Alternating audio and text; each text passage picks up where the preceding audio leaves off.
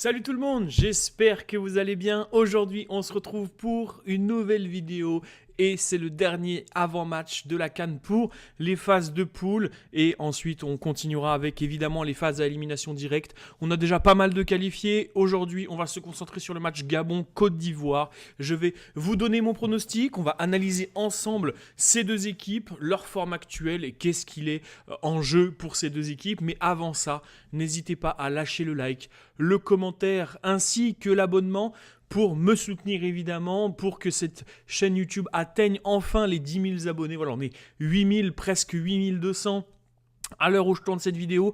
Donc tous mes copains, tous mes frérots gabonais, tous mes frérots ivoiriens, pardon, j'allais dire Côte d'Ivoirien, mais ça se dit pas. N'hésitez pas à lâcher le follow en masse. Merci beaucoup à tous ceux qui prendront le temps de le faire pour me soutenir. Merci énormément. Et on est parti avec cette rencontre Gabon-Côte d'Ivoire qui va se jouer au stade de Marrakech demain 20h. Désolé pour tous mes frérots sénégalais béninois, j'ai pas eu le temps de faire l'avant-match. Et vu que c'est ce soir, je me suis dit que c'était pas la peine de vous proposer un avant-match. Mais là, on va se concentrer sur Gabon-Côte d'Ivoire. Alors évidemment, ce sont deux équipes qui sont dans une forme diamétralement opposée. La Côte d'Ivoire et le Cameroun qui s'étaient rencontrés il y a quelques jours et qui s'étaient soldés sur un match nul, un partout. Le Gabon qui, lui, a perdu contre le Mozambique. Voilà, seule victoire du Mozambique et le Gabon reste sur deux défaites de rang, une contre le Cameroun et une contre le Mozambique justement. Et là, tu vas affronter le premier de cette phase de poule, la Côte d'Ivoire qui a pour objectif de terminer premier de son groupe, parce qu'on peut voir au niveau donc des qualifiés d'ores et déjà. On a le Mali qui est d'ores et déjà qualifié, le Maroc, l'Afrique du Sud, l'Égypte, le Nigeria ainsi que l'Algérie qui sont déjà qualifiés en attendant évidemment pour certains d'entre eux les derniers matchs pour définir s'ils sont premiers ou deuxièmes. Le Maroc qui a terminé premier, ça pour le coup, et le Mali qui a terminé deuxième déjà, ça c'est déjà écrit. Le groupe F, donc si tu finis premier, tu irais affronter le deuxième du groupe E. Le deuxième du groupe E, si je dis pas de bêtises, donc ça serait le Burkina Faso pour l'instant en tout cas. Ça peut très bien finir par être le Soudan, mais l'Algérie qui, quoi qu'il arrive, finira premier de son groupe.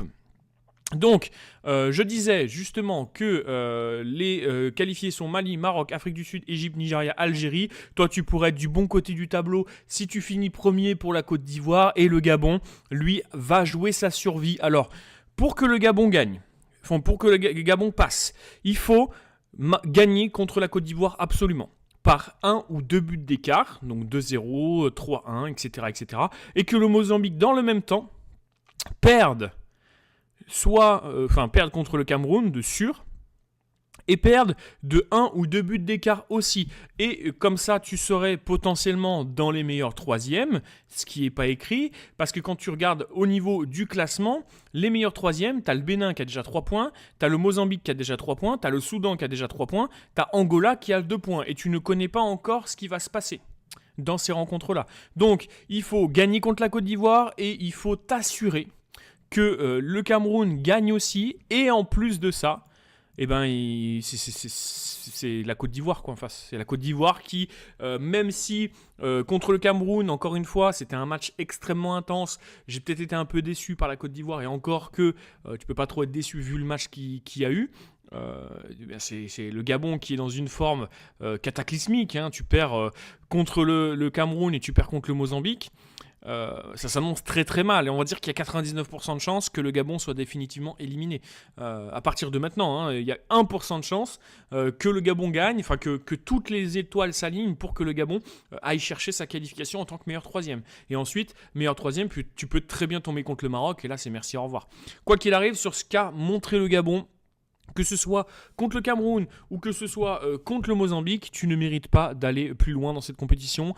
Même si en face, tu as la Côte d'Ivoire qui va en plus avoir envie de se qualifier directement et de garantir cette première place. Personnellement, je ne vois pas comment le Gabon pourrait s'imposer.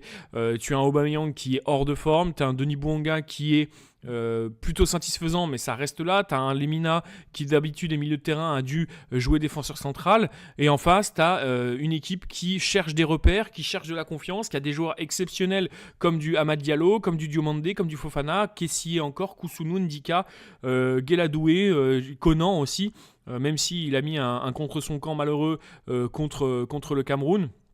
Bah, moi je vois une équipe ivoirienne qui est bien au-dessus. Au niveau des cotes, on voit que la cote du Gabon c'est 8,15, c'est énorme. Le match nul c'est à 4,30 et la cote de la Côte d'Ivoire c'est 1,45. Et sur à peu près 7000 votants, il y a 62% des gens qui voient la Côte d'Ivoire s'imposer, 15% qui voient le Gabon s'imposer et 23% qui voient le match nul. Personnellement, au vu de ce qu'ils nous ont montré, je vois vraiment pas le Gabon être très dangereux. Peut-être marquer un but, mais derrière c'est trop faible défensivement. Le milieu de terrain est physique, mais techniquement c'est peut-être un peu limité.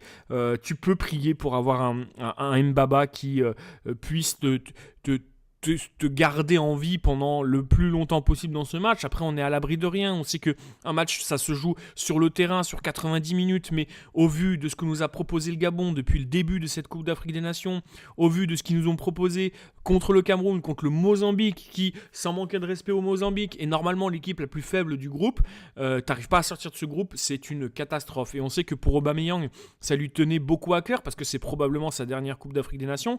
Point positif pour l'OM, il va pouvoir revenir pour le Trophée des Champions contre le Paris Saint-Germain, mais derrière, c'est trop court, et je l'avais dit dès le début de la compétition que pour moi le Gabon allait être trop court, mais je les voyais quand même finir meilleur troisième, parce que je voyais pas le Mozambique au-dessus d'eux. Visiblement c'est ce qui a été avec ce score de 3-2. Personnellement, la Côte d'Ivoire avec un Amad Diallo en feu en ce moment, ce début de Coupe d'Afrique des Nations qui est monumental. Moi, c'est un de mes joueurs préférés de cette CAN, sans contestation possible, avec un Brahim Diaz, Diomandé qui lui aussi, je trouve vraiment impressionnant.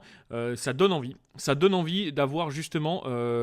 J'ai quand même envie de voir Ousmane Diomandé. Vous savez pourquoi ? Parce que il est dans les rumeurs avec le Paris Saint-Germain pour cet hiver. Moi, ça m'intéresse. Ça m'intéresse de voir Ousmane Diomandé un petit peu. J'avoue que je ne regarde pas du tout le championnat portugais, donc j'ai quand même envie de le voir titulaire. Et ça serait bien de le faire jouer un petit peu. Après, évidemment, quand tu regardes, tu as Willy Bolly qui est quand même très très bon. Tu as Wilfried Zaha qui n'a pas joué le dernier match. Sébastien Haller qui est blessé. Bon, à mon avis, lui, il ne rejouera pas de toute façon. Evan Guessant qui lui aussi est très bon en attaquant.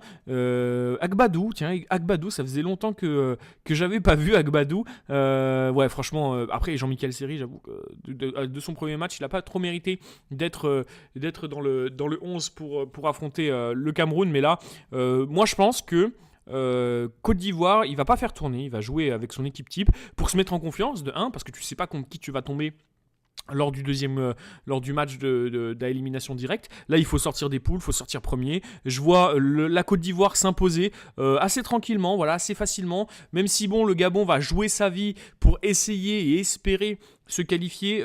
Pour moi, dans leur tête, c'est plus ou moins fait, comme quoi ils sont éliminés. De toute façon, ce faux pas contre le Mozambique, t'as pour moi définitivement éliminé. Personnellement, je vois une victoire de la Côte d'Ivoire, un 3-1.